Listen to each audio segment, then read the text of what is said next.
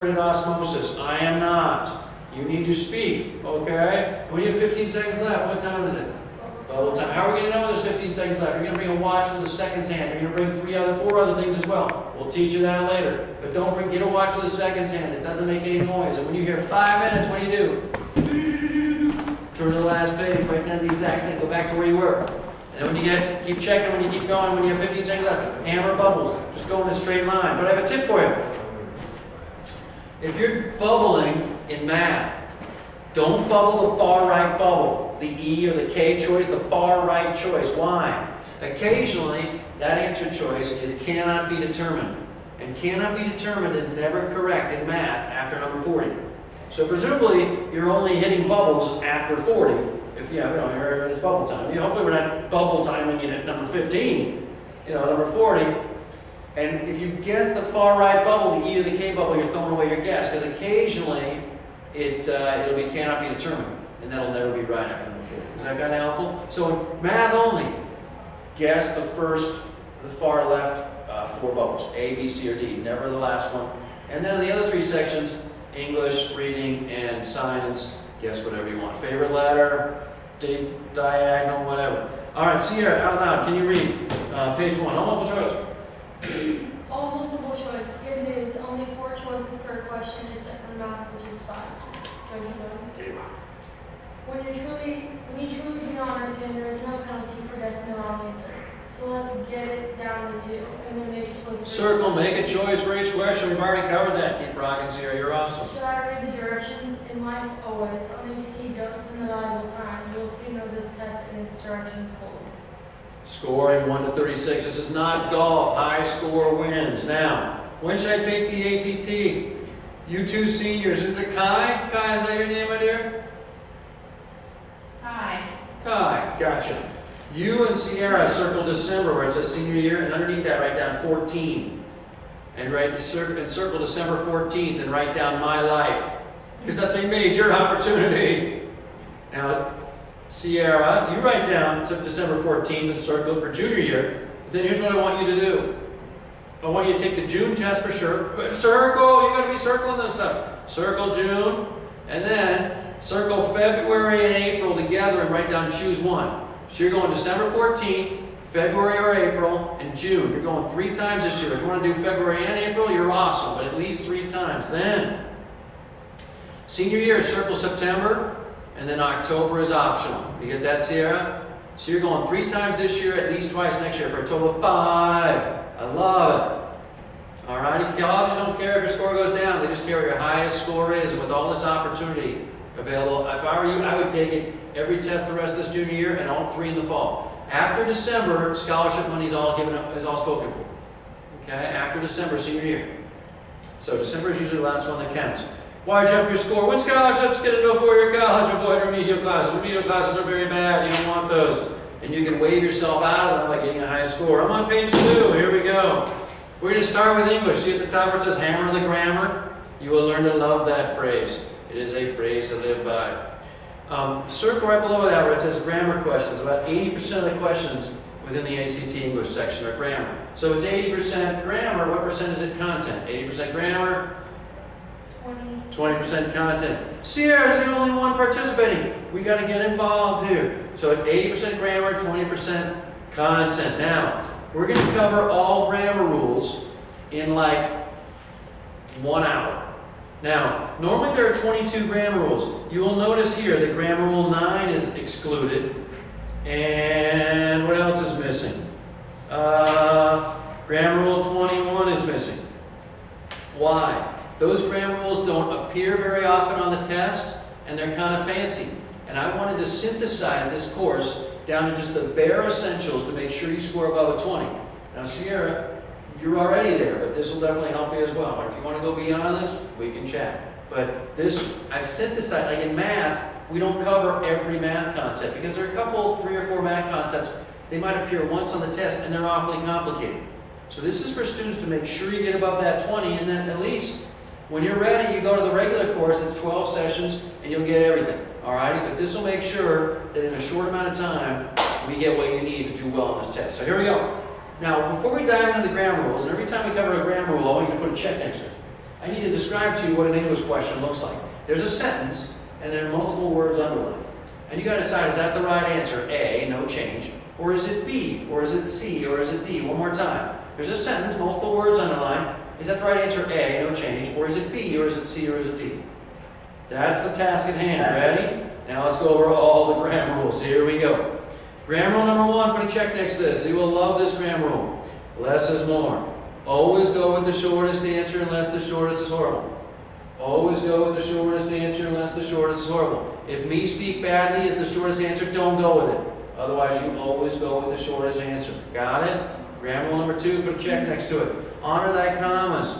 When you hit a comma, folks, I need you to exaggerate the pause and the inflection change. Exaggerate the pause and the inflection change. Bob, the fastest runner, ran in for the touchdown. Whenever you hit a comma, I need you to exaggerate the pause and the inflection change.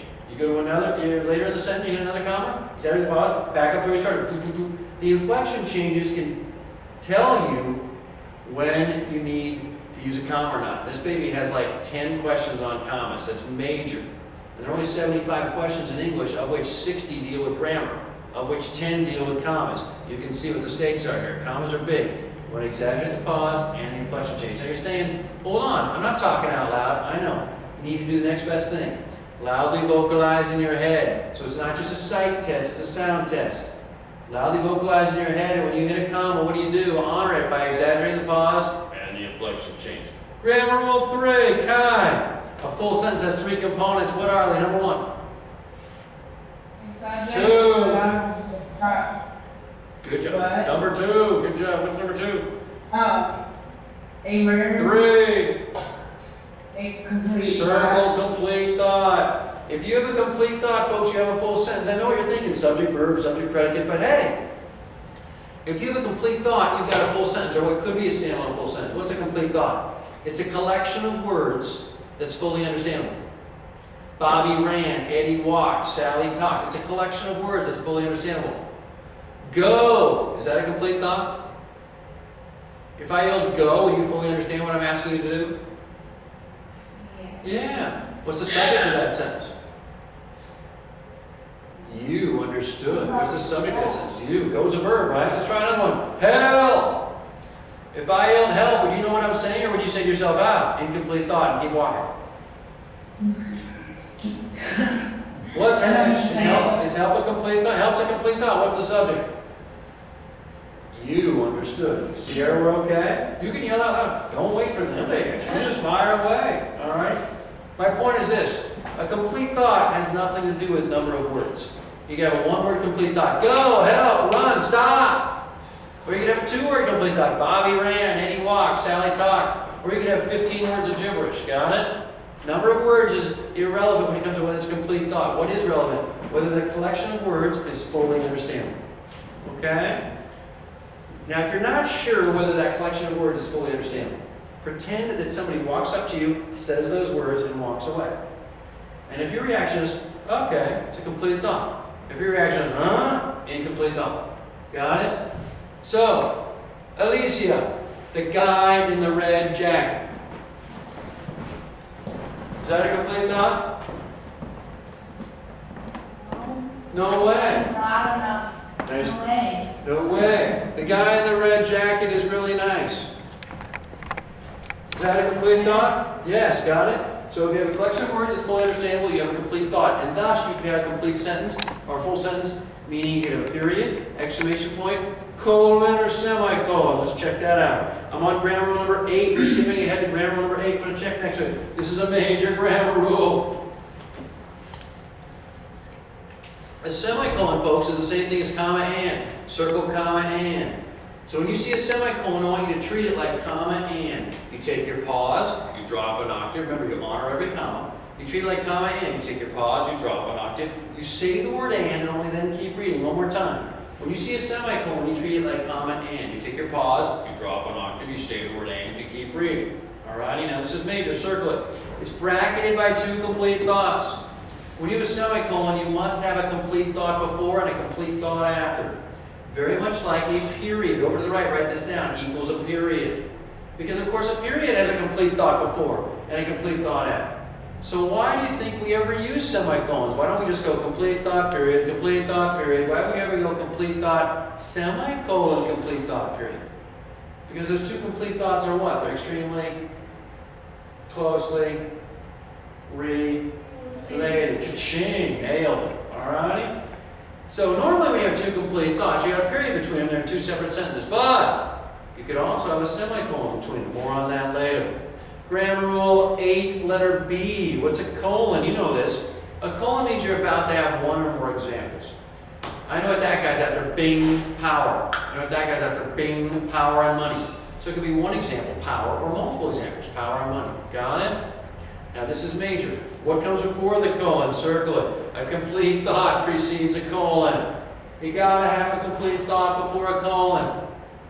So, Sierra, when you hear the Bing, that's a colon. Ready? Tell me if this sentence is okay. My three brothers, Bing, Ed, Bob, and Jim, are nice guys. Is that okay? No way. Why? Because it's not a complete. You're on fire. Is my three brothers a complete thought? No way. What do you have to have before a colon? You just circle it. You need a what? A complete thought. Good job. Now check this out. My three brothers are nice guys. Bing. Ed, Bob, and Jim help old people. Kai. My three brothers are nice guys. Colon. Is that okay? Yeah. Nice job. That's a complete thought. Now, let's go on beyond the colon. Ed, Bob, and Jim help old people. Is that a complete thought? Ed, Bob, and Jim help old people. Yeah, absolutely, it's a complete thought. If I would come here and said, hey, Ed, Bob, and Jim help old people, you'd be like, okay. You would be like, incomplete thought, I don't know what you're talking about. All right? So, my three brothers are nice guys. Colon. Ed, Bob, and Jim help old people. I have two complete thoughts with a colon in the middle. What did I just tell you? Normally when you have two complete thoughts, you got a period in the middle and it's two separate sentences. But you could put them together in the same sentence with a semicolon in the middle. However, it's not very common, but you could have a colon between two complete thoughts. This is major. See if you can follow this. If you have a colon between two complete thoughts, what's got to be true about the second complete thought? It's got to be a what of the first. It's got to be an. Now remember, a colon is preceded by a what normally? It's always preceded by a complete thought. Nailed it. And it's usually followed by one example, money and power, right? But you could follow with another complete thought. It's not very common, but in any instance, whether it's one example or multiple examples or an entire complete thought, it's got to be a what. Whatever follows that colon has to be a what of the first. It has to be an example. We've got complete silence up in Norfolk. Now let's try to get this clarified. Whenever you have a colon, it's got to be preceded by a complete thought and followed by an example.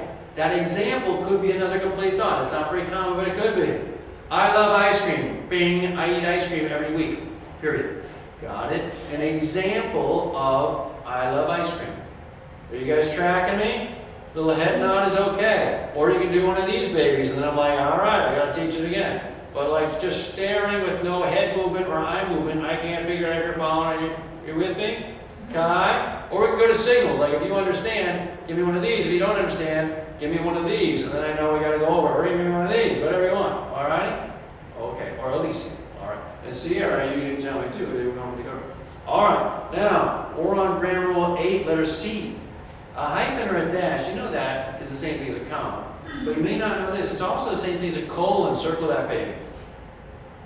I know what that guy's after. Colon, money. I know what that guy's after. Dash, money. Both are fine. In fact, dashes are rarely wrong, which is why they rarely test you on them. Let's go to grammar rule 13. I'll give you an example of how a dash could be incorrect. Very unusual. When you have extra information on grammar rule 13, you can throw 2 commas or 2 dashes around it. One more time. When you have extra information, you can throw 2 commas or 2 dashes around it. What do you think I mean by extra information? Words that you can take out of the sentence and you still have what left? You still have a complete thought. Sierra's nailing it. A complete thought. Alicia's nailing it. Kai's nailing it too. All right? Extra information. Your English teachers would call this a positive. The test never tests you on grammar jargon like a positive, gerund, gerundive, infinitive, who cares? So I invent language that's easier to remember. If you have extra information, words you can excise, cull from the sentence, and you still have a Complete thought. We throw 2 commas or 2 dashes around it. 2 commas or 2 dashes around it. Now let's take a look. I'm on 13 letter A. The guy in the red sweater, my dad, is slipping pancakes. The guy in the red sweater is slipping pancakes. You don't need my dad. It's extra. So what do you put around it? 2 commas or 2 dashes. Not one of each. 2 commas or 2 dashes. Got it? I'm trying 13B.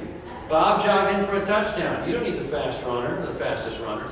You throw the fastest runner in there, what do? You throw 2 commas or 2 dashes around it. Very cool. Now, extra info. You can take it out of the sentence. You throw 2 commas or 2 dashes around it. Let's look at the black box there. Can you read it for me, please, Alicia? However, indeed, in fact, of course, for example, and for instance, are nearly always surrounded with commas. However, indeed, in fact, of course, for example, and for instance, we always double comma those. Why? Why do you double comma those words? Because you can always what them? You can always take them out. Anytime you double comma something, because you're taking it out. However, indeed, in fact, of course, for example, for instance, boom, double comma. And though when it equals however, circle that. And though when it equals however. If they're testing you on commas, and there's a though, all I want you to do is take out the though and plug in however. And if however works, just treat the though like you would however, double comma. For example, the answer though is easier than you think. The answer, however, is easier than you think. Ah, that works, so double comma though. Though she arrived late, she's still finished. However she arrived late, no, wacko. So however, indeed, in fact, of course, for example, for instance, double comma those, and though, double comma it only when you can substitute however for it. Feeling it? Kai? Okay. Grammar rule number 12. Prepositions begin prepositional phrases. Let me go left to right for you. About the class, above the door, across town, after the game, against the wall, around, back, along the carpet, among the parents, at the deli, behind the counter, before the class, beneath the table, beside the car, between the friends, beyond the horizon, by the street, down the avenue, during the game. Those are all what? Those are all prepositional phrases. They begin with prepositions and they end with what? Carpet, table, game, class, parents. Those are all what? Those are all things, nouns. Very nice. Those are all nouns. Now, before I tell you more, let's circle some of the toughest ones. Circle of. Of is a preposition. You got to know that. Circle between. Basically, circle all of those that are in bold or underlined. Circle to. We often think that to is just an infinitive verb, like to run, to walk, to hope, to jump. Yeah, it is, but it's also a preposition for a prepositional phrase. To the window, to my house. Got it? 12B as in boy. Prepositional phrases begin with prepositions and end with nouns. But never have subjects. Circle that, baby. Never have subjects. That noun in the prep phrase is never the subject. Why? Why don't you write this down? Because prep phrases don't matter for grammar. Because prep phrases do not matter for grammar.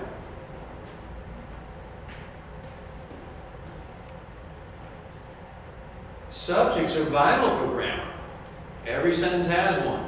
But prep phrases, they don't matter for grammar. You can take them out and you still have a what? You still have a complete thought. Don't believe me? Throw the ball to me. What's the prep phrase? Throw the ball. To me. What's the prep phrase? Throw. It's a verb. The ball is an object. To me. It's a prep phrase. You can take it out and you still have the grammar. Throw the ball. That's the essence of the grammar. Prep phrases have to do with content. 80% of these questions are grammar questions. So on 80% of the questions, prep phrases are decoys. They're distractions. Got it? Let's try another one. Park around back. What's the prep phrase? Around back. What's the essence of the grammar? Park. Oh, by the way, what's the subject of that sentence? Repeat the sentence. Park. Park. What's the subject? Park is a verb. What's the subject? You understood. Didn't we cover this before? Help. What's the subject? You. Go. What's the subject? You. You. These are all verbs. One word, verb, sentences, complete thoughts, okay? So park around back. Around back is content. Prep phrases have nothing to do with grammar. That's why that noun in prep phrase is never your subject. Because subjects are vital for grammar. Got it? Let's go to grammar rule 4. Now we're going to have a tough grammar rule. We've been taking it easy. Now we're going to start swimming in the deep water. Alrighty, grammar rule 4. Subjects and verbs agree. They agree in number. They're both singular, they're both plural. For example, 4A, the butterfly is. You can't say the butterfly are, laughably horrible. 4B, the friends are. You can't say the friends is. You know that. Now, 4C, circle it. This is major. Normally you have multiple words underlined, but let's say you just have a single word underlined. It's probably a verb. Every verb has a subject, of course. Now, when you're hunting down this subject, what do you cross out? Because it never has them. Prep phrases. You guys are on fire. When there's just a single word underlined, it's usually a Verb. verb. Every verb has a Noun. Okay. subject. When you hunt down the subject, cross out the Prep prep phrase. But you see, if there's just a single word underlined, it's usually a Verb. every verb has a Subject. when you hunt down the subject, cross out the prep phrase. Where's the subject? Before or after the verb? Bobby yelled, Eddie ran, Sally talked. The subject's always what the verb? It's always before the verb. So some kids will see a single word underlined as a verb. They'll start looking for prep phrases after it. You look before the verb. Okay? Let's put it all together. Grammar rule 4 is related to grammar rule 5. I'm sorry, grammar rule 5 is related to 4. I gotta teach you one more thing though. Each, none, neither, either, anyone, anybody, someone, everyone, everybody are all singular. Circle, singular. All of these words are singular. Everyone has a chance of changing her life thanks to joining the 5-point jump club. Someone is going to jump or score 4 points. Everyone is here. When you say is or has, are we talking about a singular or a plural subject? When you're talking about is or has, we're talking about Singular. Bobby is here. Sally is my friend. Singular, plural. Singular, yeah, my friends are here, got it? So these are all singular. Now, 5A is an atta girl. Here we go. Each of the boys has arrived, or is it each of the boys have arrived? Let's just take a poll. Who thinks it's each of the boys has arrived? Who thinks each of the boys have arrived? Who has no idea? All right, let's figure this out now. To arrive is a what? To arrive, to walk, to wave, to flap, to hope, to flex, to brush. Those are all whats? They're all Always. to vacuum, to knock. Those are all action verbs, right? To arrive is a Verb. verb. Every verb has a Subject. subject. When you're hunting down the subject, cross out the what? The prep phrase. What's that prep phrase right in the middle of the action on 5A? What's that prep phrase? I told you to circle this preposition. It's the most important one. Oh, so what's the entire prep phrase you're crossing out? The boy. Of the boys. Cross that garbage out. It's a decoy. So what's my subject? Each. Singular or plural? I had to circle it. Singular. So what's the right answer? She has arrived. But boys is plural. Nobody cares. Prep phrase. Now why did I say she there? Because I knew I had a what subject? I had a singular subject. So I invented one. Invent your favorite singular subject. He, she, tractor, whatever. Let's try another one. B as in boy. Neither of the teams is any good, or neither of the teams are any good. Who thinks it is? Who thinks it's are? Who is afraid to participate at this point in the class? It is. You stud. Why, Kai? Why, Kai? It is. Wait, what? I was so excited until you said I don't know. Now, is or are is a what? Is or are is a what? And is, are, was, were is the most common one in the English language. It's a verb. Every verb has a Subject. subject. When you hunt down the subject, cross out the prep phrase. What's that prep phrase right there on 5B? What's the prep phrase? A of the teeth. That should literally be crossed out. Get that garbage crossed out. What's my subject? Neither. Singular, plural, and circle it. Singular. She is good. But teams is plural. Nobody cares. Prep phrase. Let's do one more. Is it none of them whines about homework or none of them whine about homework? I don't know either, but I know what to whine is. To whine is a what? To whine, to walk, to run. It's a verb. Every verb has a subject. Cross out the... What's that prep phrase right there? Oh, then cross that decoy out of there. It's a nightmare. What's the subject? None. Singular, plural, and circle it. Singular, what's the right answer? She Whine. She whine about homework. Is that English? What should it be? She whines up about homework. Whines with an S. If you think she whine about homework, then go with whine. If you think she whines about homework, go with whines. Why? Because she is singular, just like none. Now, take care of D as in David. Go. I should see slashing. D as in David, you got a slash.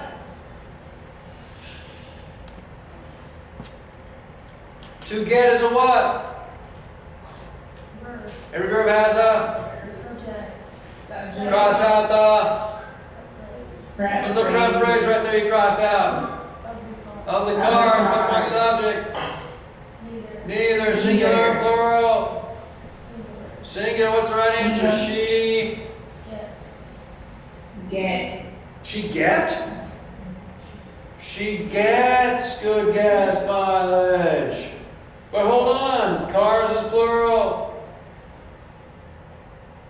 Nobody cares, prep phrase. Getting the hang? Couple more grammar rules, then guess what we get to do? We get to start hammering questions. I don't blame you for your passion. Just stay calm for a little while longer. We're almost there. Feeling it, Kai? Alicia? Are you like, give me that test right now? I don't blame you. Stay loose, stay calm.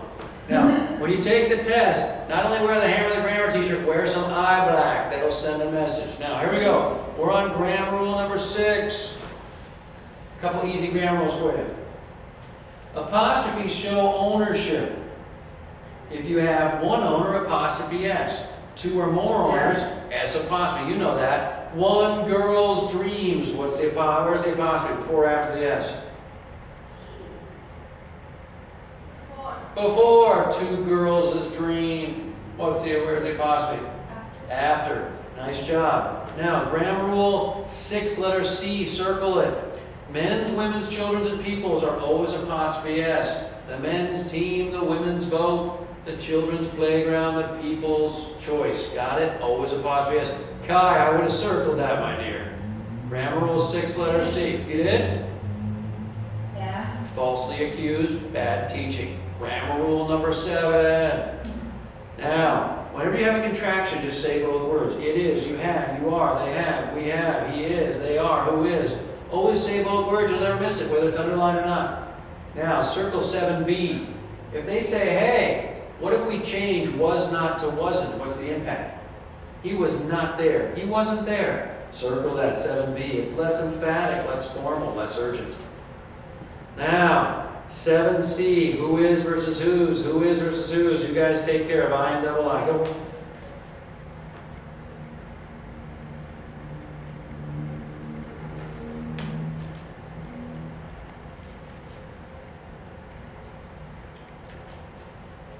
All right, here's I. There is the guy who is an achiever, not a slacker. That worked fine. Circle who apostrophe S. Let's do the second one. There is the guy who is effort should lead to many scholarships. Is that English?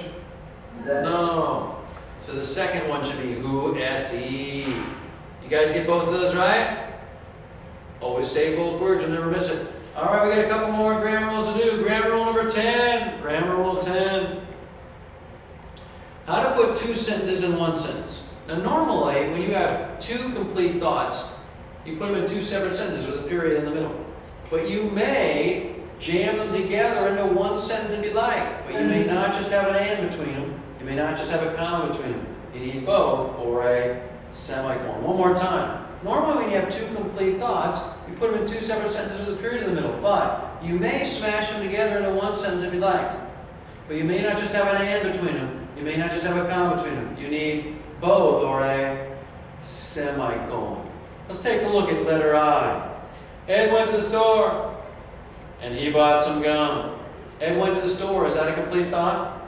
Yes. He bought some gum. Is that a complete thought? Yes. You may put them together in the same sentence, but you may not just have a comma between them. You may not just have an and between them. You need both or a semicolon. Check this out. Ed went to the store and bought some gum. Ed went to the store. Complete thought? Yeah. Bought some gum. Complete thought? Bought some gum. Is that a complete thought? No. No way. So you may not have a comma and between them. You must only have an and between them. One more time. Ed went to the store and bought some gum and picked up flowers for his mom. Bought some gum, picked up flowers for his mom. Can never be standalone complete thoughts. So it's just and, no commas. The moment I say Ed bought some gum and he then took a nap, comma and. Got it? Because I have two complete thoughts. With me? Basically, circle grammar rule 10, and then circle grammar rule 8a just above it. And connect those two circles. Basically, it's the same grammar rule taught from two different angles. Semicolon, same thing as comma and, has to be surrounded by two complete thoughts. Grammar rule 10, if you have two complete thoughts, yes, you can put them in one sentence, but you may not just have an and, you may not just have a comma, you need both or a semicolon. Got the same grammar rule taught from two different angles. Alrighty, I got two more grammar rules. Grammar rule 14. Parallelism, you know this. Find the trend in the sentence and stay with it. She was walking, talking, and running. You may not say she was walking, talking, and ran. Double I. She walked, talked, and ran yesterday. She can't say she walked, talked, and was running yesterday. Got it? It's got to be past tense, past tense, past tense, or ing. Find the trend and stay with it. Parallelism, you know that. Final grammar rule for today. Grammar rule 17. Circle it. The modifying clause, grammar rule 17. By the way, we've covered by far most of the grammar rules, certainly the most difficult ones.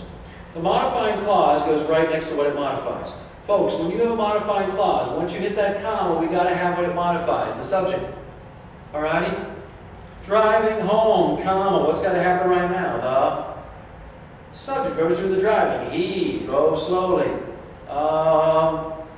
17b, a dedicated cellist. That's a modifying clause. Once I hit that comma, what do I need now? The subject, being modified. Rachel, got it? Waving to her friends, comma. What's going to happen right now? The subject, whoever's doing the waving. Sally, a strong woman, comma. What's going to happen now? The subject, Mrs. Smith. Got it? All right. So let's go now to page 4. So just turn the page. And right underneath grammar rule 22, let's go over the English strategy for grammar questions. Alicia, can you read them for me? Number 1. Read first time through with it. In or out. 2. Read slowly and read in or out. In or out. When I say in or out, I mean keep it or slash it. When you slash an answer, you just diagonally slash the letter itself. Don't cross out the whole answer. Diagonally slash the letter itself. 3. Circle shortened version. Hopefully by the time you get to C, you don't need to fully read the sentence again. You can just look at the answer and make a verdict. Keep it or slash. In or out. 4. Look at shortened versions with D. In or out. 5. Get it down to Circle, get it down to 2. That's major. The first time through, all we're trying to do is get it down to 2 answers. Now, this is major. ACT answers typically follow this pattern. One of them is the right answer, one of them is close, tempting, and the others are total losers. One more time. One of them is right, one of them is close. The others are losers. So the first time through, all we're trying to do is slash those losers, those ones that are immediately obviously horrible. So, what does this mean for your technique? First time through, if you think it could be right, obviously you keep it. If you're not sure, keep it. Don't agonize. Only reason you slash it the first time through is it's horrible. Got it? If you're not sure, keep it. Why? Hopefully we're going to run into a bullseye that we know is right, or we'll be able to slash the other 3. Got it? So don't waste time agonizing until you're down to 2. So first time through, I don't know, keep. I think you could be right, keep. Oh, I know it's wrong, slash, slash. Get it down to 2. And then, number 6, armed with the 22 grammar rules, you know most of them. Reread each and make a choice. Circle that answer, bubble that answer, and then here's your quick check. That's right, we're not just going to fill in a bubble and then go to the next question. We're going to quick check every answer. And the English quick check is pretty logical. Just reread the sentence, plug in your answer choice, make sure it's right. So, read it first time through with A, in or out. Reread, plug in B, in or out. Then do a shortened version C, in or out. Shortened version D, in or out. Sometimes you got to read it all the way through, all 4 times. But, you know, sometimes usually you just look at C and make a verdict. Look at D and make a verdict. Get it down to 2. Armed with the 22 grammar rules, you know about 17 of them, 16 of them. Reread each, make a choice. Circle it, bubble it. What's your quick check? Reread it one more time, plug in your answer choice, make sure it's right. All right, everybody look up here. Let's go over the grammar rules one last time. Honor thy commas, less is more. What comes before a colon? People should be yelling. Complete thought. What follows a colon? Complete thought. Examples. What comes before a colon? Complete thought. What follows a colon? Examples. What's a semicolon? Same thing as? And. Comma, and. Surrounded by 2? Complete thoughts. What's a semicolon? Same thing as? Comma, and. Surrounded by 2?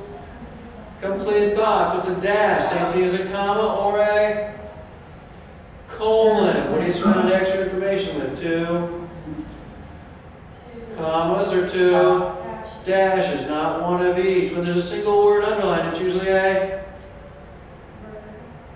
verb. Every verb has a subject. When you hunt down the subject, cross out the correct phrase. I was walking, talking, and singing. Parallelism. Find the trend, stay with it. Looking for help, comma. What's going to happen right now? The subject, Ed, found help. Can you ever have 2 complete thoughts in the same sentence? Yes! But you can't just have a what between. You can't just have a comma. You can't just have a and. You need comma and or a semicolon. 1 owner. Where's the apostrophe? Before or after the S? Before. 2 owners. After. What about men's, women's, children's, people's? Where is it? Before. What about contractions? Always say both words. Now let's go to our test booklet. It says 0964E. Alrighty, 0964E. Now, turn the page. I'm on page 14. Alrighty. Now, page 14 at the very top, circle 45 minutes. Page 14 should be that first page. Circle 45 minutes. Right below that in the text, circle 5 passages. Tough math question. How much time per passage? 9 minutes. Norfolkians, how much time per passage? 9 minutes. You guys are on fire. Siri, I love it. By the way, females who are good at math, kaboom, front of the line. On your applications, talk about how much you love math. Maybe you want to major in math or science. Either is really hot right now. And then if you get to college and you change your mind, those things happen. Don't lie. Accentuate your interest in math or science on the application. You've already got so many things going for you as it is. But why not just dogpile and throw more things on there? Just say about, because Sierra, you nailed it right away. If you're quick at math and get like a 25 or higher in math, talk about how maybe you want to be a math teacher. Or maybe you want to study environmental sciences or biology or physics. And then when you get to college, if you change your mind, those things happen. But if you say you're going to be like a Native American studies major, it won't be quite as cool as if you're going to be a math teacher. But you just do whatever's honest, okay? Don't listen to me. I'm just trying to tell you how the game is played. Maybe you go ahead and win it, all right? You're going to win it if you knock this test out of the park. That, I can trust you. Now, I need to go over certain questions. Let's do questions 1 through 5. All righty, here we go. Now circle where it says the potter's kiln. Why? Remember 80% grammar, 20% content. 80% grammar, 20% content. By circling the title of each passage as you arrive at it, if you get an early content question, you kind of know what it's about. Here we go. I'm going to read it out loud. Normally I'd just be loudly vocalizing in my head, but it's the same thing. Unbricking a kiln after a firing is like a person uncovering buried treasure. Keep or slash? Don't know? Keep. The only reason you slash is you immediately have a strong visceral reaction. It's horrible. Okay? Here's B. Unbricking a kiln after a firing is like someone uncovering buried treasure. Keep or slash? Keep it. Remember, only if you hear something horrible do you slash. Otherwise you keep it. Here's C. Unbricking a kiln after a firing is like a potter uncovering buried treasure. Keep or slash? Slash. It sounds a little wacko. So when you slash an answer, a little diagonal line through the letter itself. Now omit is the same thing as delete. So it means you get rid of it. Let's check it out. Unbricking a kiln after a firing is like uncovering buried treasure. Keep or slash? All right, we're going to keep it. Normally you're down to 2. In this case, we're down to 3. Or are we down to 1? What do you think the right answer is? What's the most important grammar rule of all? Grammar rule 1. Less is more. Always go with the shortest unless it's horrible. Norfolkians, are you with me on this one? All right. So, right next to circle D and over to the right, write down GR1. GR1 stands for Grammar Rule 1. Now, when you take the test, I don't want you writing down GR1, GR7, GR9. Just take the test. But on these practice tests, we're going to slam down the grammar rules.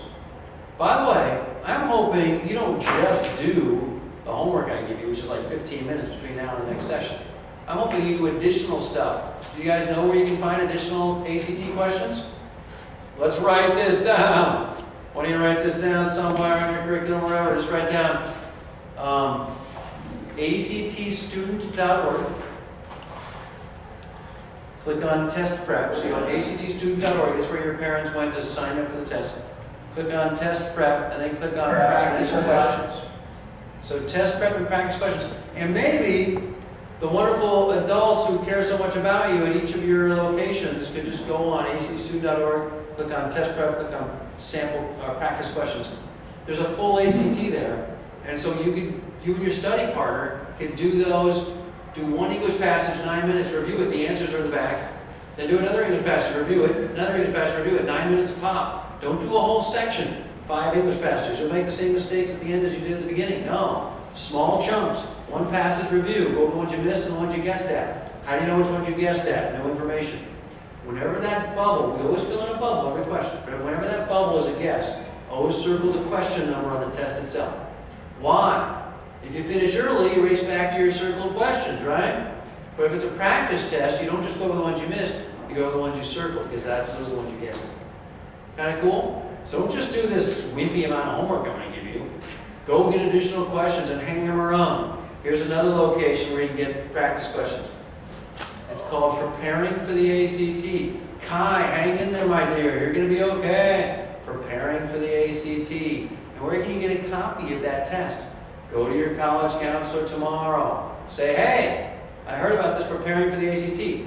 Now, this test we're doing now was the 2009 version of Preparing for the ACT. There's a brand new one.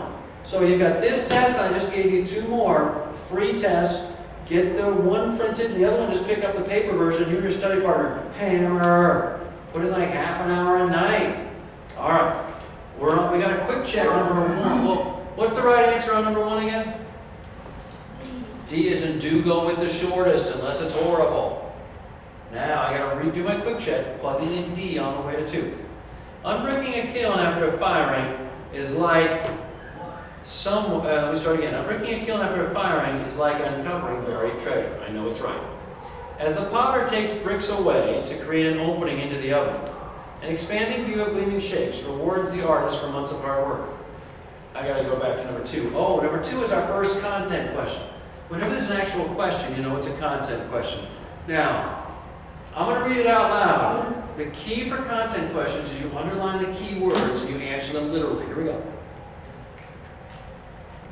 The writer would like to suggest the potter's cautious pace and sense of anticipation in opening the kiln. Given that all are true, which one best accomplishes this writer's goal? So look vertically, and what are you looking for? Cautious pace, sense of anticipation. Go. Slash away.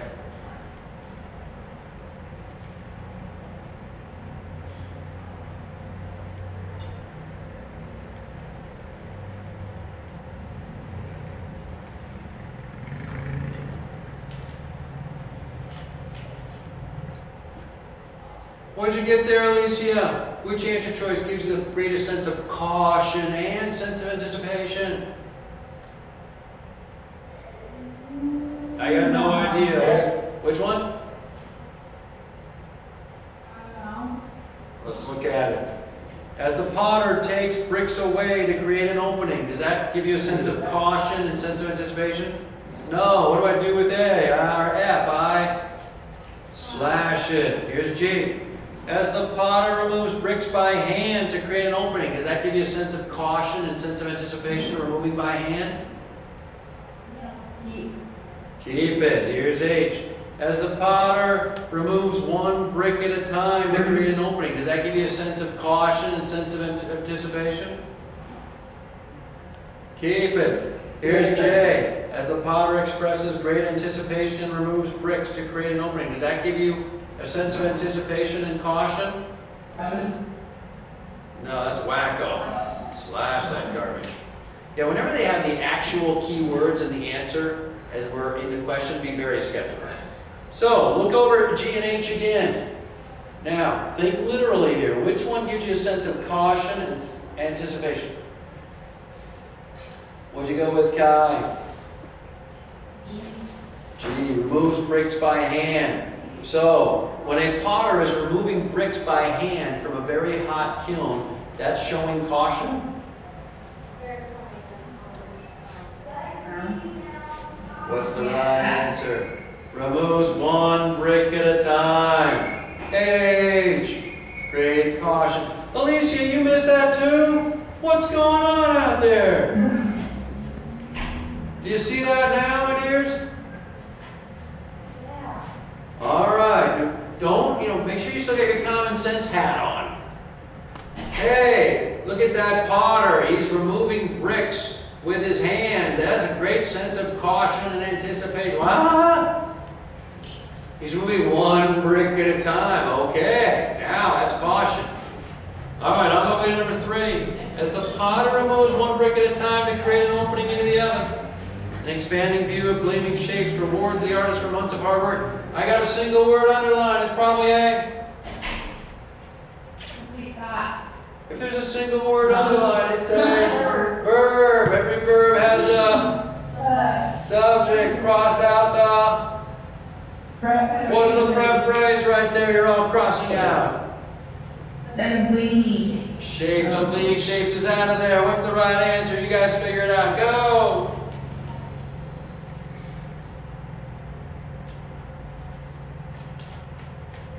And then I want you to do 4, 5, 6, and 7. Go, and right back. Slash, quick check. Don't forget the quick check. Slash, quick check.